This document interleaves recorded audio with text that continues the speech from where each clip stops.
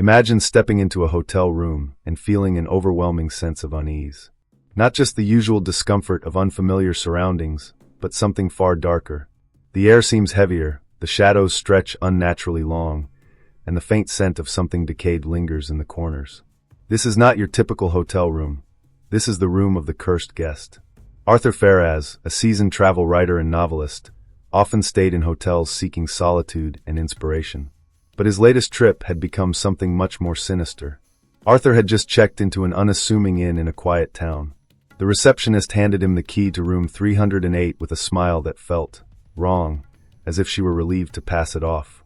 The moment he stepped inside, a chill ran down his spine. The room was impeccably clean, yet it felt old, ancient even. The wallpaper was faded, curling slightly at the edges, and the heavy drapes blocked out almost all light, casting a dim, lifeless glow. As he placed his suitcase on the bed, Arthur couldn't shake the feeling that he was being watched. Then came the noises. At first, it was subtle, a faint rustling, as if someone were shifting in a chair. He froze, scanning the room. Nothing. He chuckled nervously, brushing it off as his imagination. But as he unpacked, the sounds grew louder, muffled whispers, too indistinct to make out, but undeniably human. The whispers seemed to come from everywhere and nowhere at once. He pressed his ear to the wall, thinking it might be other guests, but the moment he did, the whispers stopped. The silence was deafening. As he moved to the window to draw back the curtains, a sensation of dread paralyzed him. His hand trembled as he reached out, and when the heavy fabric parted, his reflection in the glass sent a shock through his body. The image staring back at him wasn't quite right. His face was there, but his eyes seemed darker, emptier, as if something else stared out from within him. He stepped back, shaken. His rational mind screamed for an explanation, yet every instinct told him to leave. But Arthur, a man of logic and curiosity, decided to stay. He convinced himself that the unsettling atmosphere was merely a combination of fatigue and overactive imagination. That night, as he lay in bed, the real horror began. The whispers returned, louder this time, accompanied by the faint sound of footsteps pacing just outside his door. He sat up, heart pounding, and called out, "Hello? Is someone there?" The footsteps stopped abruptly. The silence was suffocating. Then a soft knock echoed through the room, not on the door, but on the window. Arthur froze. His room was on the 3rd floor. What would you do in Arthur's place? Would you stay and uncover the truth, or leave before it's too late? Share your thoughts in the comments, and don't forget to subscribe for more chilling tales. Arthur woke abruptly in the middle of the night, drenched in sweat. The room was silent, unnervingly so. It wasn't the calm, soothing quiet of a peaceful hotel stay. It was an oppressive, suffocating stillness, like the room itself was holding its breath. He reached for his phone on the bedside table, the faint glow of the screen revealing the time, 3:13 a.m. The air felt heavy, damp, as if the walls were closing in. Then it hit him, a faint metallic smell, sharp and invasive, like rusted iron or dried blood. Trying to shake off the unease, Arthur decided to get up and fetch some water. His steps were slow, deliberate, as if his body instinctively knew to tread carefully. When he opened the bathroom door, the mirror above the sink caught his attention. In the dim light, he noticed faint smudges on its surface. Leaning closer, his breath caught. The smudges weren't random. They formed words, written in streaks, as though someone had run their finger through condensation. Not safe. Arthur's stomach twisted. He rubbed at the words, but the glass was dry. No fog. No steam. The words shouldn't have been there. A chill crawled up his spine, and his reflection in the mirror seemed off. His face stared back, but his eyes looked different, distant, hollow, as though something else was peering out. He stumbled backward, the faint sound of a low, almost imperceptible chuckle brushing past his ears. The silence was shattered by a sudden noise, a loud thud from the room above. Arthur's head snapped up, heart hammering in his chest. He wasn't aware anyone else was staying on that floor. He listened intently, straining to hear any follow-up sounds, but the thud didn't come again. Instead, he noticed something far more unnerving. The faintest trace of whispers, barely audible, as if someone were speaking just beyond his range of hearing. Returning to the bedroom, Arthur sat on the edge of the bed, his mind racing. His writer's instincts kicked in, trying to rationalize the events. It's just my imagination, he thought. Maybe I'm tired, stressed. But when he glanced toward the desk, his breath caught in his throat. His notebook, which he had left closed, now lay open. Scrawled across the blank page in jagged, haphazard letters were the words, "It's coming." The whispers grew louder, filling the room, but still too indistinct to comprehend. It was like a chorus of voices layered on top of one another, creating a sound that was maddeningly incoherent. Arthur clutched the notebook, flipping through its pages, only to find the phrase repeated again and again. "It's coming. It's coming. It's coming." The desk lamp flickered violently, plunging the room into darkness. Arthur froze, unable to move, the whispers now seeming to surround him. Then came the sound of scratching, long, deliberate strokes, as if something sharp was being dragged along the walls. He turned toward the source, his eyes straining in the dark, but the sound moved, shifting from one corner of the room to another.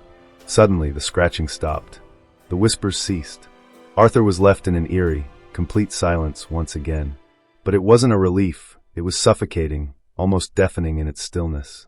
And then he saw it, a shadow, darker than the room's natural darkness, moving against the wall opposite the bed. It wasn't his shadow. It wasn't shaped like anything human. The metallic smell grew stronger, almost unbearable, as the shadow seemed to pulse, expanding and contracting as though it were breathing. A single thought screamed in his mind, "Run." But his body was frozen, his limbs refusing to obey. The shadow loomed closer, its form growing more distinct, a mass of twisting shapes, void-like tendrils reaching toward him. Before he could react, a loud, shrill knock broke the trance. It came from the door, echoing through the room. Arthur whipped his head toward it, his pulse racing.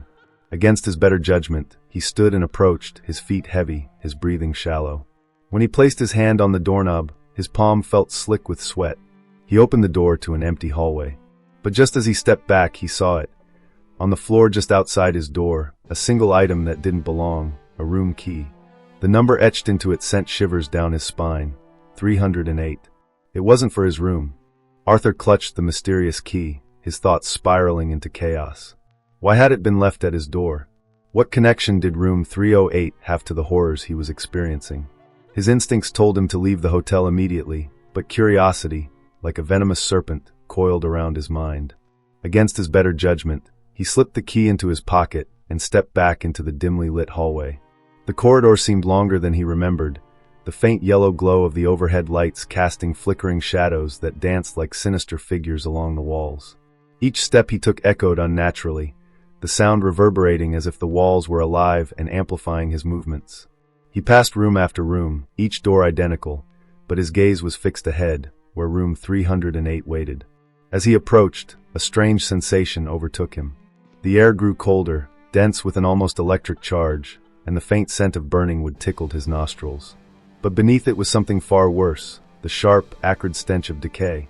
His heart pounded against his ribs as the whispers returned, louder now, more distinct. They weren't words, at least not in any language he could understand, but guttural, otherworldly murmurs that seemed to come from the walls themselves. When he reached the door of room 308, his breath caught. The number on the brass plate appeared to shimmer, as if the metal were alive. A strange mark had been scratched beneath it, an unrecognizable symbol, jagged and chaotic, that seemed to pulse faintly under the dim light. Arthur hesitated, his hand hovering over the keyhole. Every fiber of his being screamed at him to turn back, but an invisible force seemed to draw him in, compelling him to insert the key. The lock turned with an unsettling click, and the door creaked open slowly, revealing darkness so deep it felt like a void. The room was utterly silent, save for the faint sound of his own breathing, which seemed unnaturally loud.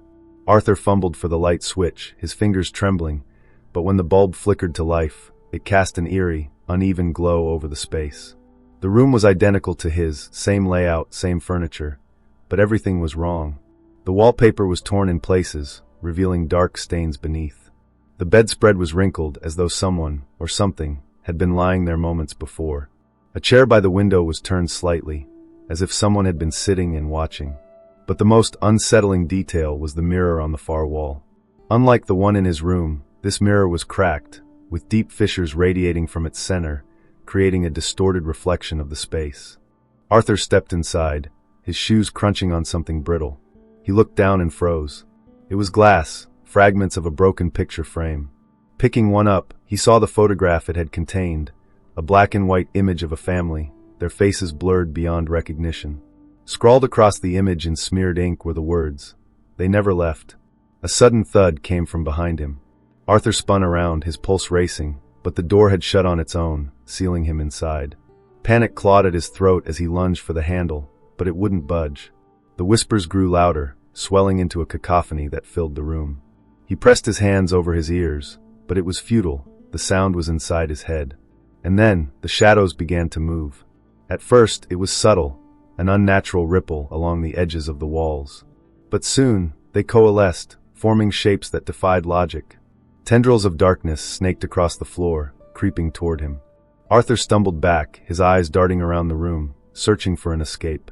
The shadows climbed the walls, twisting and writhing like living entities, their movements synchronized with the rising whispers. The cracked mirror caught his attention again.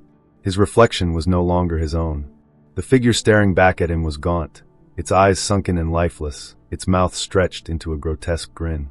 It raised a hand, mimicking Arthur's movements, but as Arthur's hand trembled, the reflection's hand was steady, deliberate. "Leave," the reflection whispered, its voice layered and inhuman, resonating through the room.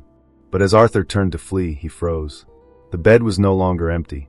A figure sat there, a shadowy, indistinct form, its head tilted unnaturally to the side. Its presence radiated malice, and as it slowly turned toward him, Arthur saw its eyes, hollow voids consuming all light. The room plunged into darkness, and Arthur felt a cold hand grip his shoulder. A voice, barely more than a whisper, rasped in his ear. "It's your turn now." The cold grip on Arthur's shoulder sent shockwaves through his entire body, rooting him to the spot. He spun around, desperate to see what had touched him, but the darkness was impenetrable. The faint flicker of the light bulb overhead sputtered, casting brief, erratic flashes of illumination. In those fleeting moments, Arthur caught glimpses of the room transforming into something unrecognizable, a decayed, rotting version of itself. The wallpaper peeled away in strips, exposing a blackened, mold-covered surface.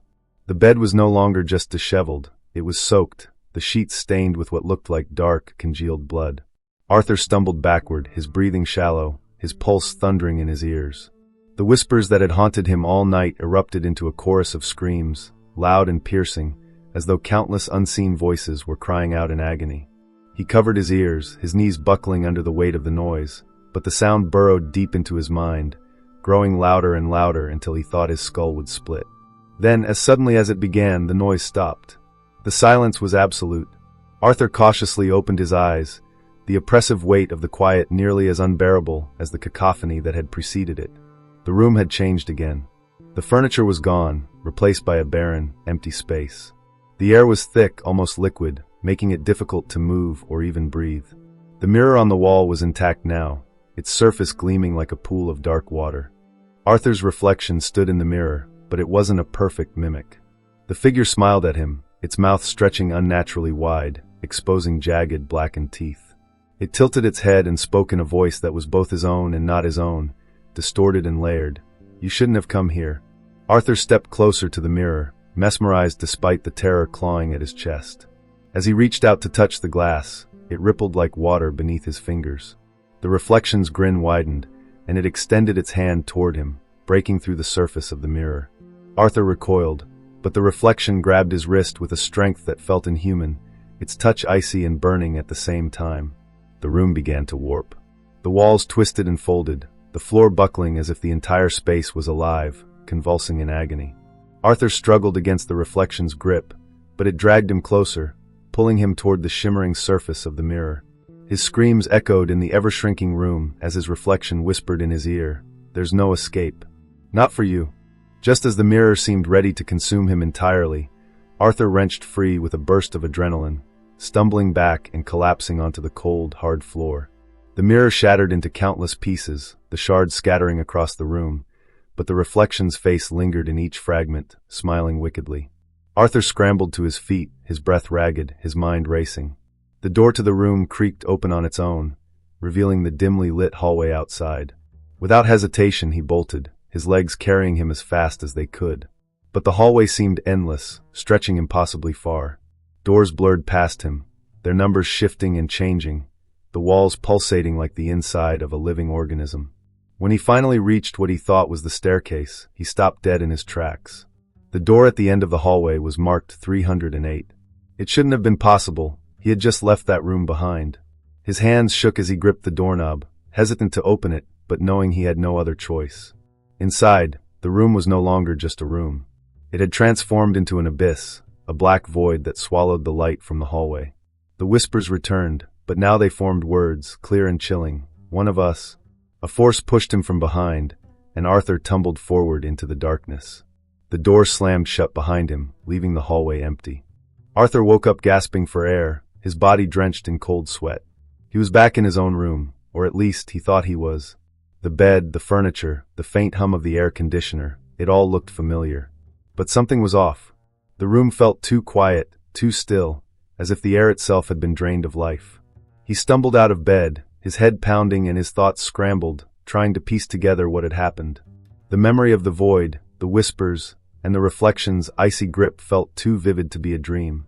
Looking around, Arthur's eyes landed on his notebook, still open on the desk. He hesitated before picking it up, his hands trembling. Flipping through the pages, he froze. Every single page was filled with words, his handwriting, yet he didn't remember writing any of it. The sentences repeated over and over. The room is alive. The room sees all. The room remembers. A chill ran down his spine as he realized the words weren't just written. They were carved into the paper, as though someone had pressed the pen with unnatural force.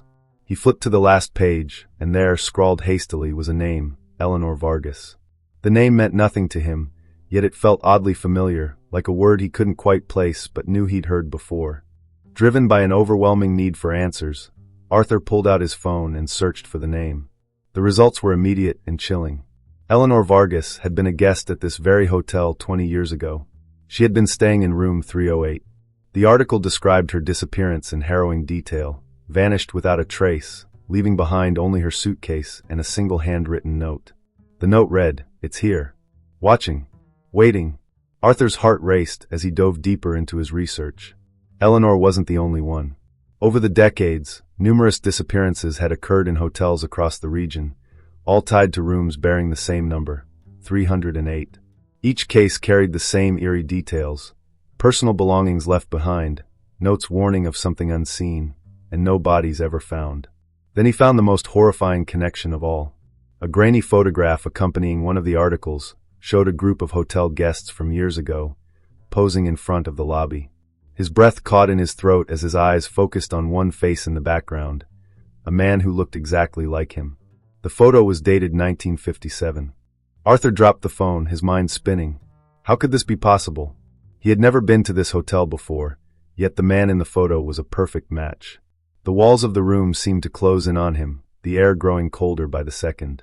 The whispers returned, faint at first but growing louder, more insistent. "It's you. It's always been you." Desperate for answers, Arthur dug through the drawers of the desk, searching for anything that might explain the connection. In the bottom drawer, hidden beneath a stack of old hotel brochures, he found a leather-bound journal. The cover was worn and cracked, and the pages were yellowed with age. Opening it, he was greeted by a chilling sight, page after page of names, each accompanied by dates and the same room number, 308. His own name was on the last page, the date listed as today. Arthur staggered back, the journal slipping from his grasp. The whispers grew louder, converging into a single, guttural voice that echoed through the room. "You are the key. You will finish what they started." The lights flickered violently, and a shadow moved across the room, darker than the dim light should allow. Panicking, Arthur grabbed his phone and tried to call for help, but the screen only displayed static. The voice returned, this time closer, almost as if it were right behind him. "You can't run. You belong to us now." In a desperate bid to escape, Arthur flung the door open and sprinted into the hallway. But as he ran, the corridor stretched endlessly, the numbers on the doors shifting and blurring. No matter how far he went, room 308 always loomed ahead, its door slightly ajar, as if beckoning him inside. He stopped, chest heaving, sweat pouring down his face. Turning back, he realized something even more horrifying.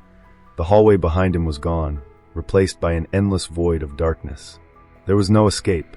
Summoning every ounce of courage, Arthur stepped toward room 308 once more, the whispers growing deafening.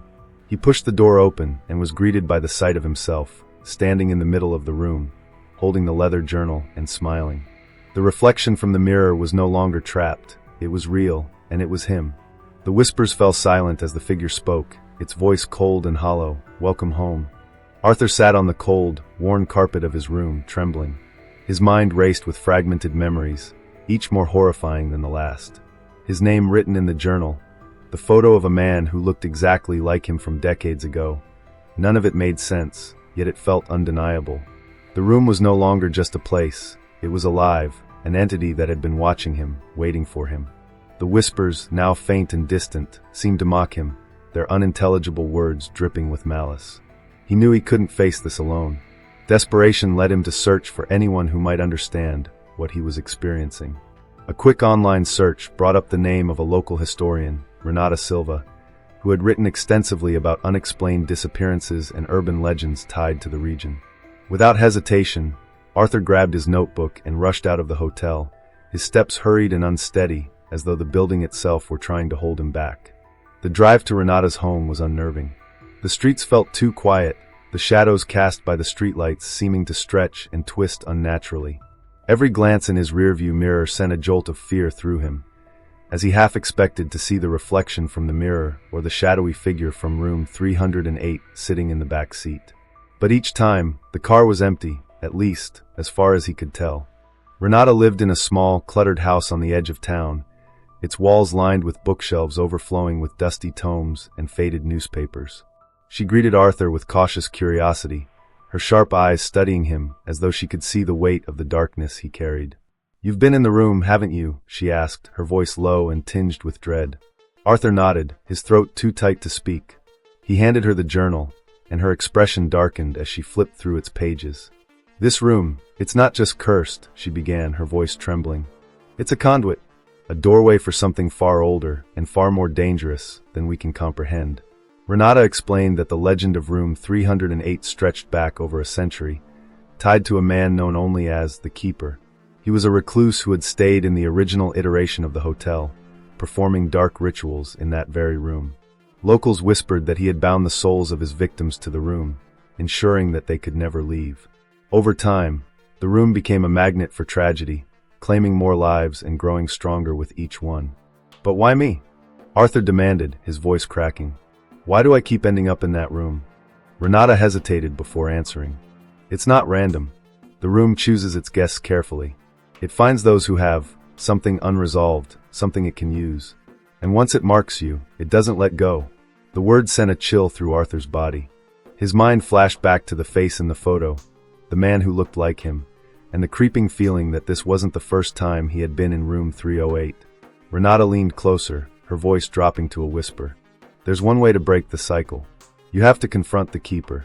But be warned, no one who has faced him has ever returned." Arthur felt the weight of her words settle over him like a shroud. He knew he had no choice. If he didn't face whatever was in room 308, it would continue to haunt him, pulling him back again and again until it consumed him entirely. Renata handed him an old, rusted key, its surface engraved with symbols that pulsed faintly under the dim light. "This is the only thing that can open the true door," she said. "But once you step through, there's no guarantee you'll come back." The drive back to the hotel felt like a march to the gallows. The air grew heavier with each mile, the shadows outside his car more oppressive. When he arrived, the building loomed over him, its windows dark and foreboding. It was as if the hotel had been waiting for him, eager to welcome him back into its clutches. As Arthur stepped into the lobby, he noticed that it was eerily empty. No staff, no guests, just the faint hum of the fluorescent lights and the distant murmur of whispers that seemed to come from everywhere and nowhere. He climbed the stairs slowly, each step echoing unnaturally in the silence. When he reached the third floor, the hallway stretched out before him, impossibly long. Room 308 stood at the end, its door slightly ajar, as if inviting him in. The rusted key felt heavy in his hand as he approached. The whispers grew louder with each step, forming words that made his skin crawl. "Come closer." "It's time." His pulse raced, but his resolve was firm. He inserted the key into the lock, and the door swung open with an agonizing creak. Inside, the room was different. The air was thick with a tangible darkness, and the walls seemed to pulse like the insides of a living creature. In the center of the room stood a figure cloaked in shadow, its presence radiating malice. Arthur knew immediately, this was the Keeper. The figure turned toward him, and though its face was obscured, its voice echoed in Arthur's mind. "Welcome back, Arthur. You've always been a part of this. Now it's time to finish what we started." The air in room 308 was suffocating, as though the walls themselves were pressing inward. Arthur stood frozen, his gaze locked onto the shadowy figure before him. The keeper was no longer just a presence, it was a towering, amorphous entity, its form shifting between human and something far more monstrous. Tendrils of darkness swirled around it, reaching out like living extensions of its malevolence. The whispers Arthur had heard all night now emanated from the keeper, an endless cacophony of voices echoing from within its depths. "Arthur," the figure said, its voice a chilling blend of many tones, male, female, childlike, and ancient. "You've always belonged here. You cannot escape what you are." Arthur's throat tightened, his voice trembling as he finally managed to speak. "What do you want from me? Why me?" The keeper stepped closer, its shadow stretching unnaturally across the room, consuming the dim light. "This isn't the first time we've met," it hissed. "Your soul has crossed this threshold before. Again and again you return. Each time, you try to leave, but the room remembers." "I remember." Arthur staggered backward, his mind reeling. The journal, the photograph from decades ago. It all began to make sense. He wasn't just another victim of room 308. He was a part of its history. "You're lying," he whispered, but his voice lacked conviction. Deep down, he felt the truth in the keeper's words, a gnawing sense of familiarity that he couldn't explain. The keeper extended one of its tendrils, brushing against the surface of the mirror on the wall. Instantly, the glass rippled like water, revealing not Arthur's reflection, but a series of images, flashes of the past. He saw himself, or versions of himself, in different eras, each time entering room 308. In one scene, he was dressed in the formal attire of the 1930s, his face pale with terror as the keeper loomed over him. In another, he wore the ragged clothes of a wanderer from the 1800s, clutching the same rusted key that now weighed heavily in his pocket. The scenes played out in rapid succession, each version of himself succumbing to the room in a different way. Some disappeared, others screamed in terror as the shadows consumed them. One version, from a particularly ancient time, stared directly at Arthur through the mirror, his eyes hollow and lifeless. "You can't break the cycle," the man said, his voice barely a whisper. "It always ends the same." Arthur's knees buckled, and he collapsed to the floor, the weight of his past lives crushing him. "No," he muttered, shaking his head. "This can't be real. This isn't possible." The keeper loomed over him, its shadow enveloping his trembling form. "It's real," it said. "And now, it's time for you to decide." The room shifted again, the walls dissolving into an endless void. Arthur found himself standing on a narrow platform, suspended in darkness. Before him, two doors materialized, both pulsing with a faint, ominous glow. "One door will set you free," the keeper said, its voice now echoing from every direction. "But the price is another soul. Someone must take your place in the room. The other door will end the cycle forever, but it will consume you completely. Your essence will become part of the room, feeding it, sustaining it for all eternity." Arthur's mind raced as he stared at the doors. The keeper's presence grew closer, its tendrils coiling around him, pressing him to make a decision. "Choose," it demanded, "or the room will choose for you." The first door shimmered, showing an image of freedom, sunlight streaming through a window, the sound of birds chirping. But beneath the surface, Arthur saw flashes of another person, a guest, unsuspecting and innocent, being drawn into the room to take his place. The second door pulsed with darkness, its surface alive with writhing shadows. Through it, he glimpsed a glimpse of the room's true form, an endless, twisting labyrinth of suffering and despair. If he chose this door, he knew he would become part of it forever, his identity erased, his very existence consumed. Tears streamed down Arthur's face as he realized the gravity of his choice.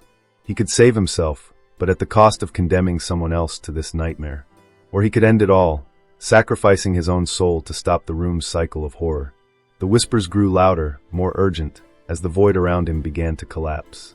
The keeper's tendrils tightened, its voice booming. "Time is running out. Choose." Arthur reached for one of the doors, his hand trembling. As his fingers brushed the surface, the screen cut to black. The screen fades in from black. Arthur stands frozen, his hand lingering near one of the doors. The void surrounding him begins to shift, the oppressive darkness pressing closer as the keeper's voice echoes through the space. "Your time is up, Arthur. Make your choice, or the room will take both." Sweat drips from his forehead as he clenches his fists, his mind racing with the weight of the impossible decision. The first door hums softly, its faint glow offering the illusion of freedom, yet the shadow of another figure, someone innocent, flickers just beneath its surface. The second door, pulsating with darkness, whispers promises of an end to the curse, but at the cost of his very existence. Finally, with a shuddering breath, Arthur steps forward, his voice barely above a whisper. "If this ends with me, maybe it's enough." His trembling hand moves toward the second door, but just as his fingers touch the surface, the keeper's laughter erupts, loud and chilling. "Do you truly think it's that simple?" the voice booms. The doors vanish, replaced by the familiar setting of room 308. The bed, the cracked mirror, the stained wallpaper, they all return, but the air is thicker, heavier with malice. Arthur spins around, his heart pounding. The keeper's form is now fully solidified, a towering, shadowy figure with tendrils writhing and reaching toward him. "This is not a game of sacrifice," the keeper hisses. "This is about who you truly are. Look deeper, Arthur. You've been here before many times, and each time, you've made the same choice." Arthur backs away, his voice cracking. "What are you talking about? I've never been here before." The keeper waves a claw-like hand, and the cracked mirror ripples, revealing more visions from the past. In each one, Arthur, or a version of him, stands before the doors, always choosing the first. The screams of those who followed echo through the room as their faces flash across the mirror, their terror etched into eternity. "You choose yourself every time, Arthur," the keeper growls. "You condemn others to save yourself. This time will be no different." "No!" Arthur screams, shaking his head violently. "That's not who I am. I can end this. I won't let anyone else suffer because of me." The keeper's laughter grows louder, more menacing. "Prove it then. Prove you are different." The doors reappear, glowing ominously. This time, the first door shows a clear image of a young woman standing outside the hotel, suitcase in hand, her expression cheerful and unaware. Her innocence radiates through the frame, making Arthur's stomach churn. The second door now reflects his face, but distorted and grotesque, his eyes hollow and lifeless. The whispers return louder, urging him in every direction. "Take the first door. Save yourself. The second door. End it all." The conflicting voices claw at his mind, threatening to tear him apart. Arthur closes his eyes, shutting out the visions, the voices, the keeper's looming presence. He steadies his breathing, and when he opens them again, there's a calm resolve in his gaze. Without hesitation, he strides toward the second door. The keeper snarls, its tendrils lashing out, but Arthur doesn't falter. "You won't control me anymore," he says, his voice firm. "It ends here." He pushes the door open, stepping into the darkness. Arthur's body disintegrates into tendrils of shadow, merging with the room itself. The walls shudder and pulse, the faint screams of past victims silencing one by one. The keeper lets out an inhuman roar before its form collapses, consumed by the very void it created. For a moment, there's silence. The room appears empty, the air still. Then, faintly, the door to room 308 creaks open. A cleaning cart rolls by in the hallway, and the camera pans to reveal a new guest checking in downstairs. The receptionist hands over a key with a smile. The brass number glints in the dim light, 308. What do you think happened to Arthur? Did he break the cycle, or did he become a part of the room forever? Share your theories in the comments, and don't forget to like and subscribe for more spine-chilling stories like this one.